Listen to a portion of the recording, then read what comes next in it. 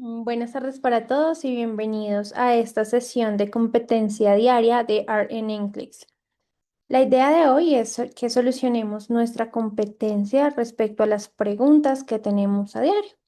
Esto es lo que van a encontrar en nuestra plataforma de Art in English. En esta van a encontrar la parte de competencia diaria, donde van a encontrar una sesión que va a contar con 10 preguntas para realizar. Todos los días son 10 preguntas diferentes.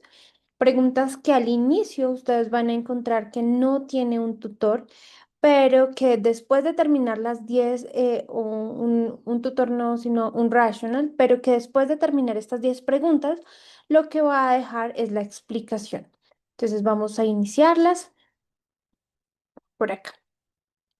Entonces, bien, dice que la enfermera está siempre lo que les digo antes de iniciar una sesión. Tengan en cuenta que el NCLEX se estudia con el idioma con el que uno se sienta mucho más cómodo, porque la idea de esto no solo es entender la terminología, sino también entender el tema de enfermería. Entonces veamos acá. La enfermera está cuidando a un cliente que tiene complicaciones quirúrgicas, quien requiere una nutrición parenteral total continua. Estas son las siglas que vamos a encontrar para la nutrición parenteral.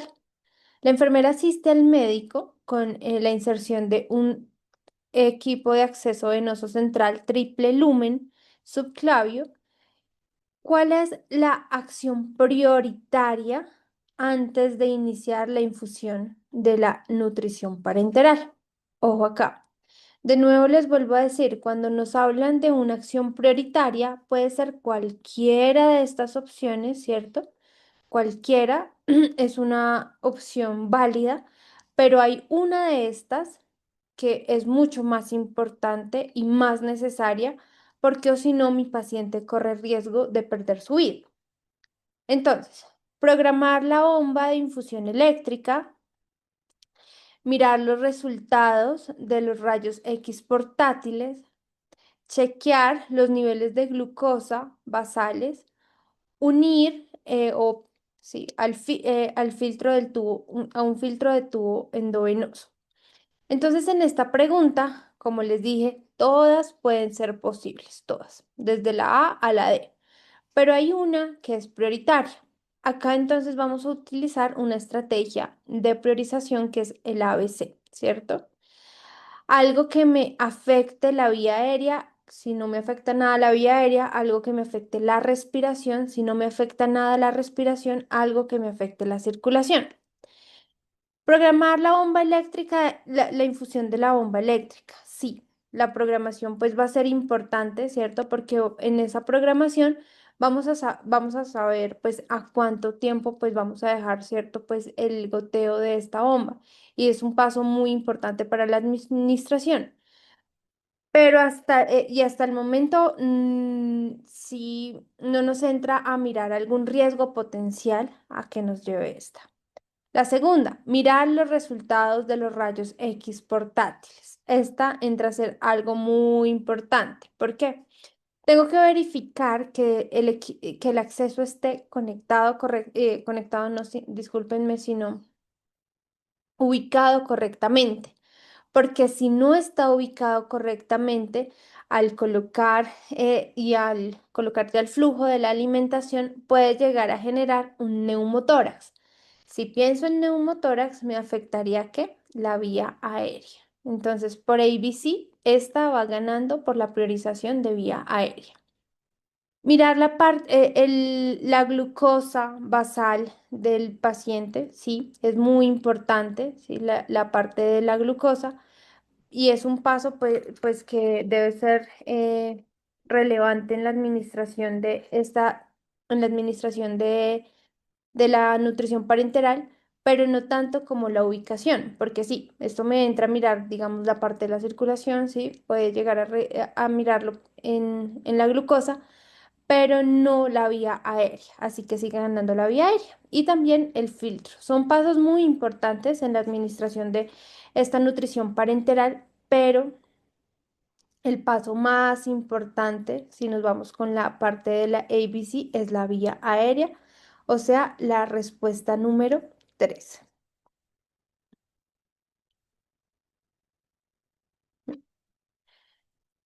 Ahora vamos con esta pregunta. Dice que la enfermera preceptora, recordemos que hay diferentes agentes de cuidados y agentes de enfermería.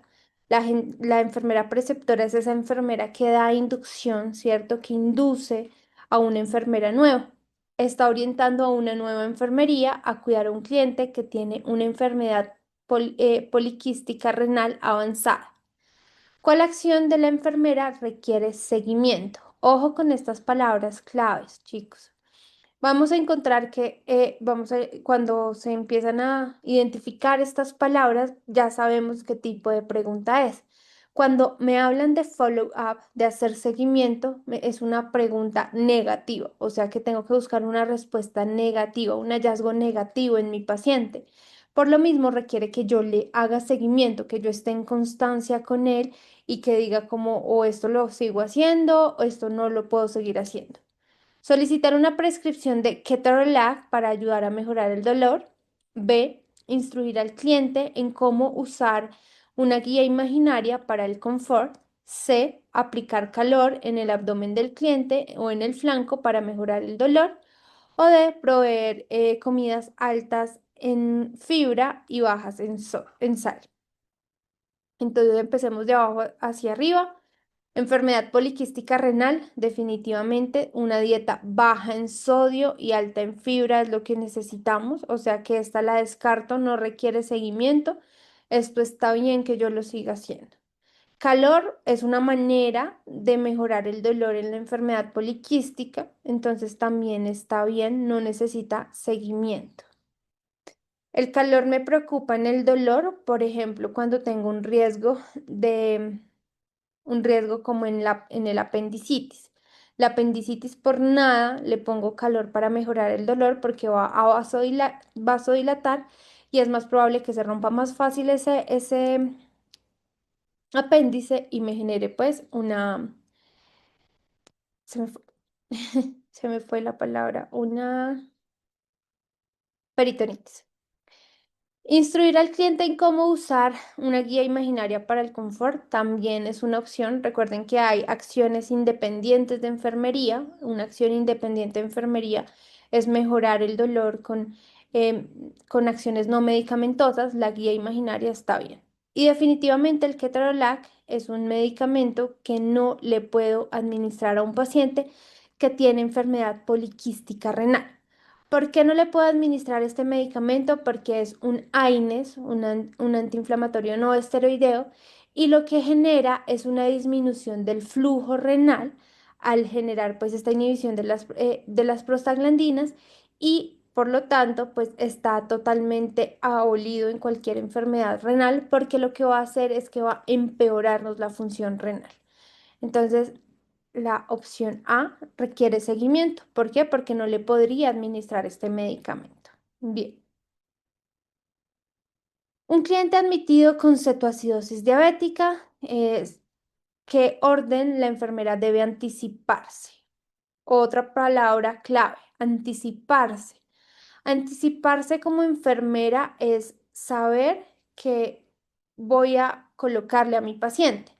El hecho de que yo me anticipe no quiere decir que yo necesite una orden médica para anticiparme. Anticiparme es saber que si mi paciente tiene dolor, le voy a poner un analgésico.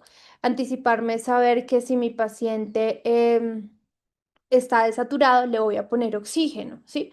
Para lo que necesito una orden médica, pero que mi juicio clínico como enfermera me da para saber que el médico le va a ordenar esto, porque sé que es el curso o el tratamiento de la enfermedad.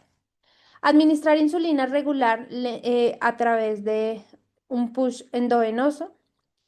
Infundir rápidamente un bolo de cloruro de sodio al 0,9%. Administrar una infusión continua de 0,45 de cloruro de sodio o cambiar los fluidos endovenosos por fluidos que contengan dextrosa una vez el azúcar esté menor a 350. Entonces, ¿a qué me anticipo?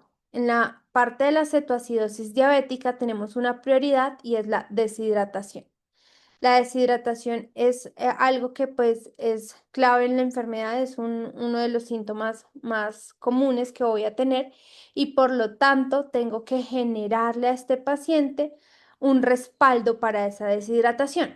¿Cómo le genero yo ese respaldo para esa deshidratación? Entonces lo que debo hacer es generar una restauración de la perfusión de los tejidos y siempre, siempre, siempre lo que debo hacer primero en la cetoacidosis es corregir la deshidratación con una solución isotónica. Isotónica, ¿listo?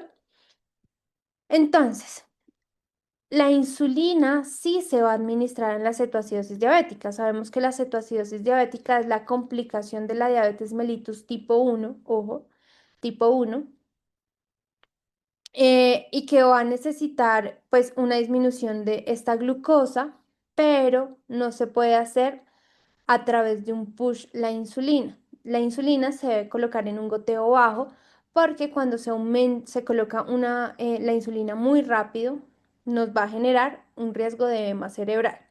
Entonces, no es nuestra prioridad. Infundir rápidamente un bolo de cloruro de sodio del 0,9%.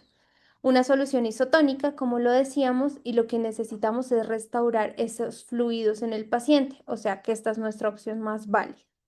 Administrar una infusión de 0,45 hipotónica no nos sirve esta solución. Cambiar los fluidos a uno que contenga dextrosa una vez el azúcar esté menor a 350, no. Se hace, sí, se coloca dextrosa, pero cuando los fluidos están cuando el azúcar está menor a 250. Se debe colocar dextrosa porque el paciente va a ir con insulina y como medida de no generar pues una hipoglicemia, pero se hace cuando está menor a 250, no a 350. Entonces nos quedamos con la infusión rápida de cloruro de sodio. Bien, entonces por acá vamos con la siguiente pregunta y nos dice que la enfermera ha recibido la prescripción de Celecoxib, ¿cierto? Acá nos dice el Celecoxib. ¿Cuál hallazgo del cliente en cuanto a la historia médica del cliente debe la enfermera solicitar? eh, Perdón, la enfermera ha recibido la prescripción del Celecoxib. ¿Cuál hallazgo en la historia médica del cliente debe la enfermera cuestionarse para la administración de este medicamento? Entonces, veamos acá. Osteoartritis, gota, infarto del miocardio reciente o migrañas. Entonces, cuando nos hablan de esta pregunta, cuestionarnos, ¿cierto? Otra pregunta clave en el NCLEX, cuestionarnos hace referencia a por qué no debería colocarle este medicamento a un paciente en esta condición o por qué no debería hacer esta acción con este paciente en este momento. Entonces, por ejemplo, acá, osteoartritis. Sabemos que el Celecoxib, ¿cierto? Es un AINES, ¿sí? Y los AINES están indicados en la osteoartritis. Entonces sé que no me lo debo cuestionar porque es adecuado. En la gota también, ¿cierto? Para disminuir la inflamación están indicados estos medicamentos. En el infarto agudo del miocardio no está indicado los AINES. ¿Por qué no están indicados en este caso los AINES? Porque lo que va en general, lo que generan estos medicamentos inflamatorios no esteroideos es que incrementan el riesgo de eventos trombóticos. Entonces, pues al generar este aumento del riesgo de eventos trombóticos, nos puede aumentar el riesgo de que el paciente se vuelva a infartar. Por lo tanto, en este caso, me lo debo cuestionar. Tiene un reciente infarto del miocardio. No le debo colocar un medicamento que le aumente el riesgo de un evento trombótico. Y en las migrañas están indicados los AINES, entonces estarían bien. Me lo cuestiono en cuál, me lo cuestiono en el infarto agudo del miocardio reciente por el riesgo que tiene. Las otras condiciones están totalmente indicadas. Bien, veamos por acá, la enfermera está cuidando a un cliente que tiene traqueostomía, ¿listo? Entonces,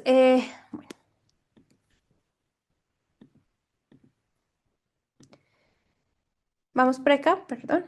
un cliente que tiene una tuberculosis multiresistente para de tomar sus medicamentos después de un mes porque su tos ha mejorado su tos. ¿Cuál es el diagnóstico prioritario? O sea, todos estos pueden ser diagnósticos, ¿cierto? Pero ¿cuál es el prioritario? ¿Intolerancia a la actividad?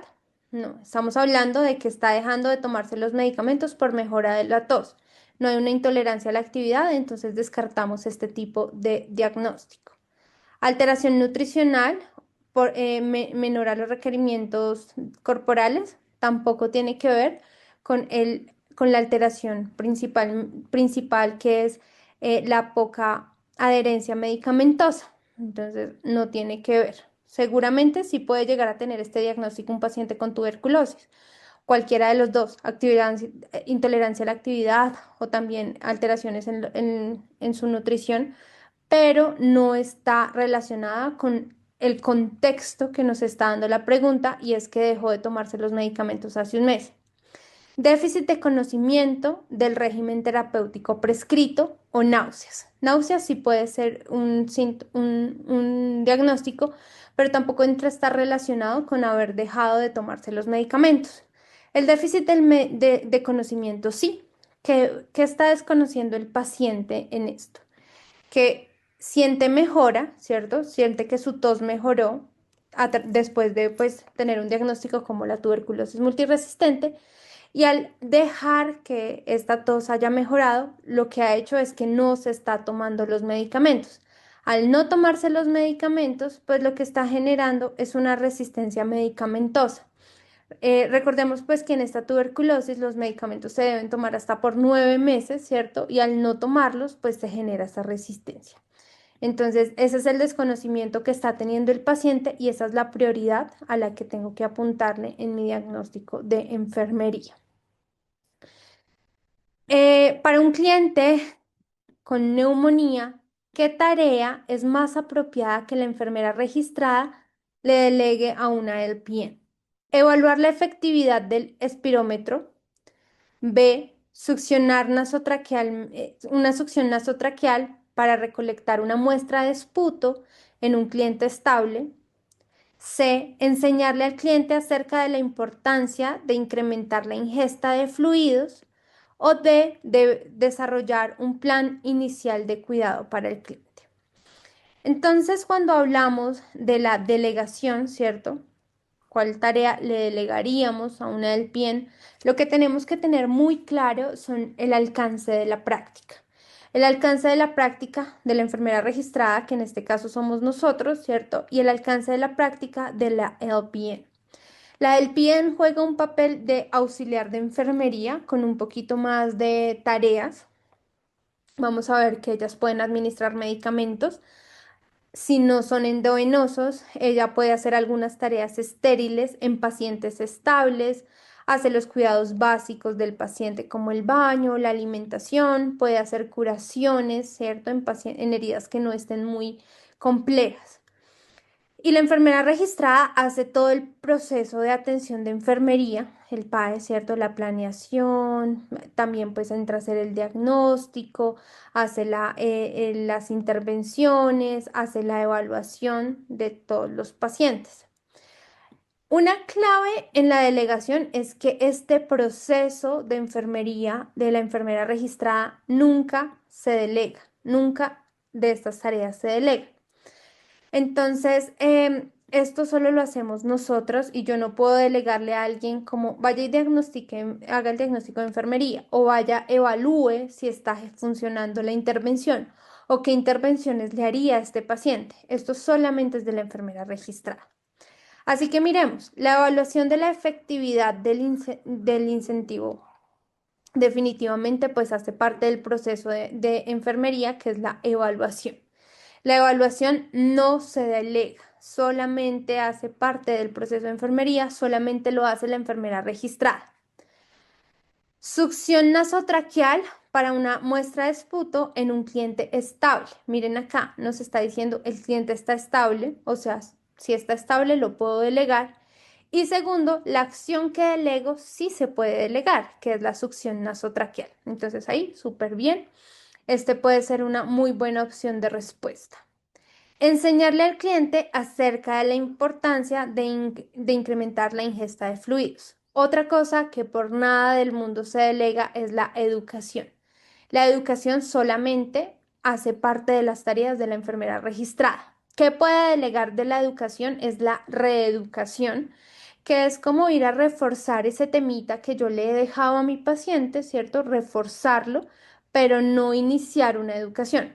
Por eso nunca se delega a un paciente que tiene alta médica, porque le doy esa educación final. Por eso no se delega a un paciente posoperatorio inmediato, porque le doy esa educación que necesita pues de su cirugía.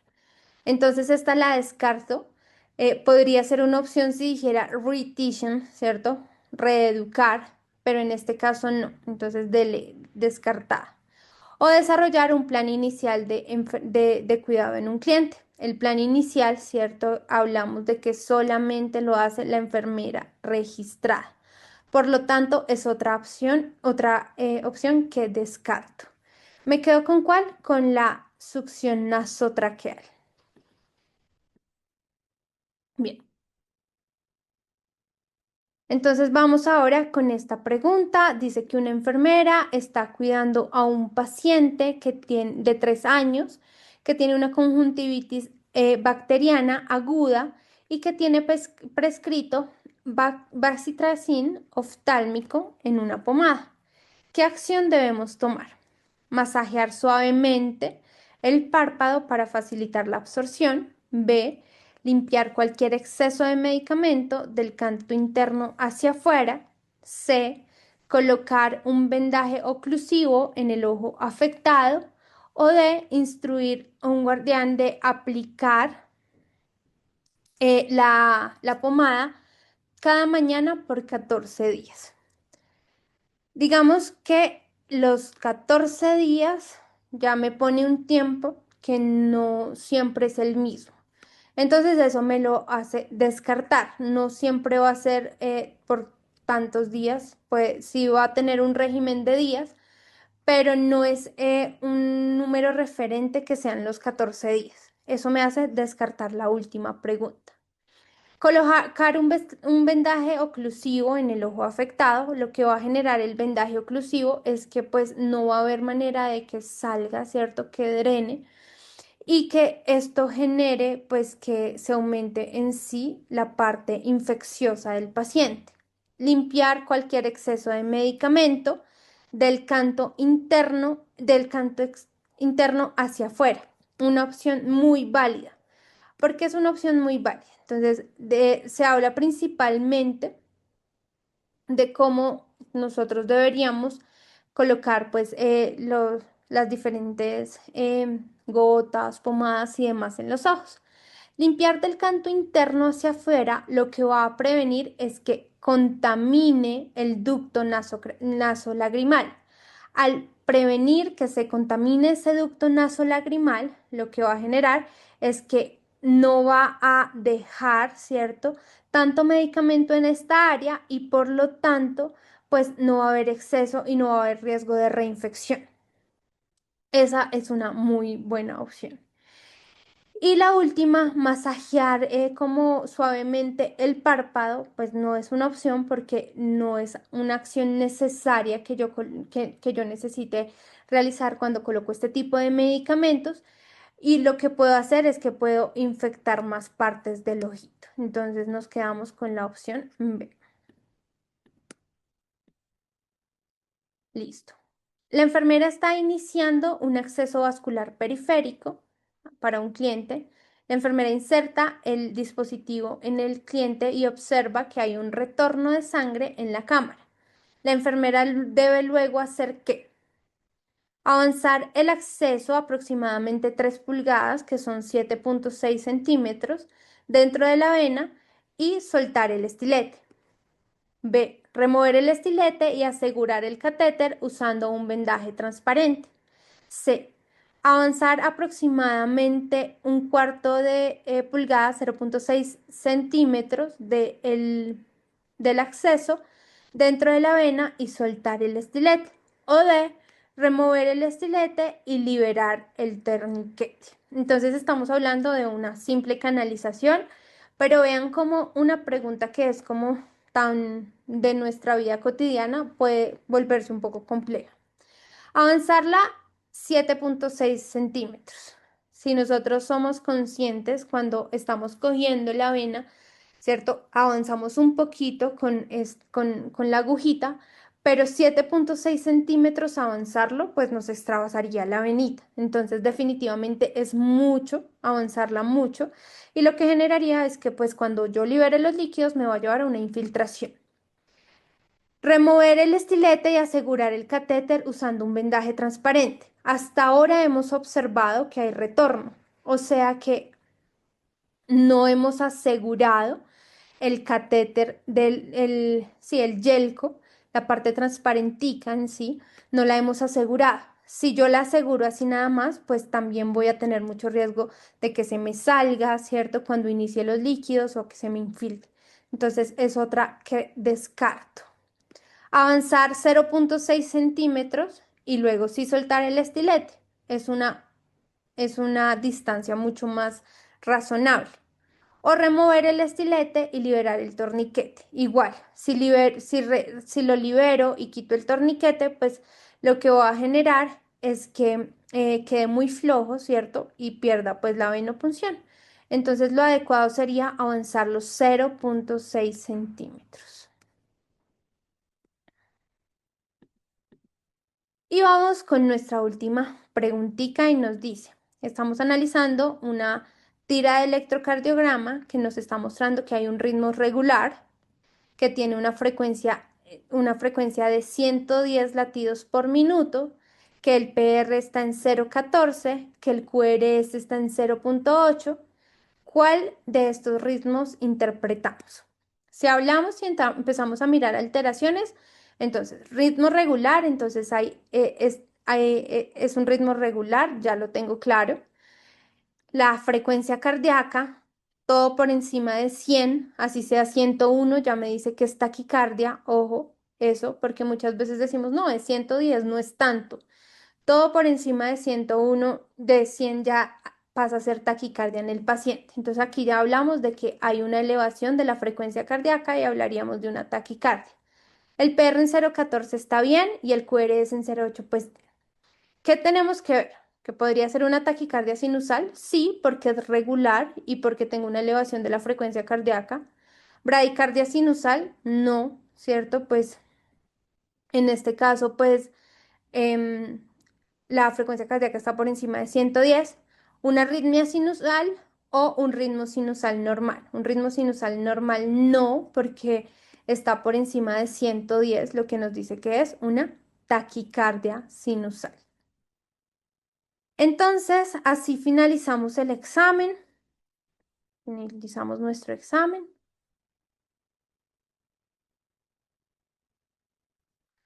Una vez finalizamos el examen, vamos aquí y vemos pues en qué ranking quedamos hoy y entramos a ver los resultados.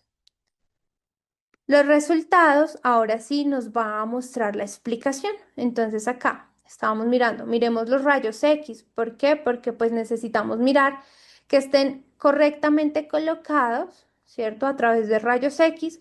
Si no se hace precisamente para prevenir complicaciones amenazantes para la vida como el neumotórax o una infusión de la nutrición parenteral en la cavidad del tórax.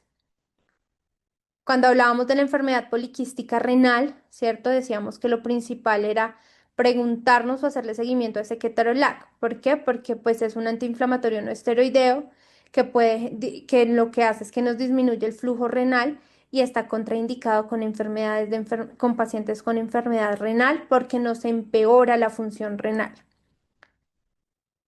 Cetoacidosis diabética, la prioridad siempre en una cetoacidosis es corregir la deshidratación grave y restaurar esa perfusión del tejido. Entonces ahí es con fluidos isotónicos. El celecoxib, ¿cierto? Entonces en este caso no inflamatorio no esteroideo, no se le coloca a un paciente con infarto de miocardio porque pues tuvo un evento trombótico cardiovascular reciente y pues nos va a aumentar el riesgo de evento trombótico.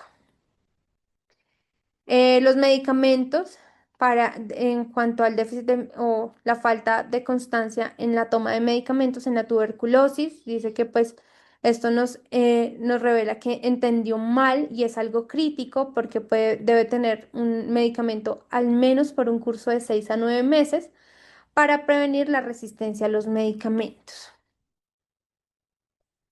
La delegación es un procedimiento estéril que se le puede delegar, ¿cierto? La succión nasotraqueal está dentro del alcance de la práctica, entonces se puede delegar. En cuanto a la conjuntivitis, limpiar siempre el canto interno hacia afuera para prevenir que se contamine ese ducto nasolagrimal por el exceso de medicamento. Acceso vascular, después de ver ese retorno, nosotros debemos avanzar el estilete, ¿cierto? Aproximadamente pues estos 0,6 centímetros y luego sí pues lo aseguramos antes de que pues corramos el riesgo de que se remueva de la venita. Y hablamos de esto porque vemos que precisamente A es regular, hay una onda P antes de cada QRS, los intervalos están normales, lo único que tenemos alterado es la frecuencia cardíaca que está por encima de 110, lo que nos dice que es una taquicardia. La idea siempre, chicos, que ustedes revisen este tipo de rationals. No es solamente que entren y revisen cuál tuvieron bien, sino que también revisen cuáles tuvieron mal, porque de eso también estamos aprendiendo. Entonces, revisar esto hace que ustedes crezcan muchísimo en contenido, hace que se mejore mucho esta parte pues, que es el razonamiento clínico y ese juicio clínico que nos quiere aportar el NCLEX. Nos vemos en una próxima oportunidad. Que estén muy bien.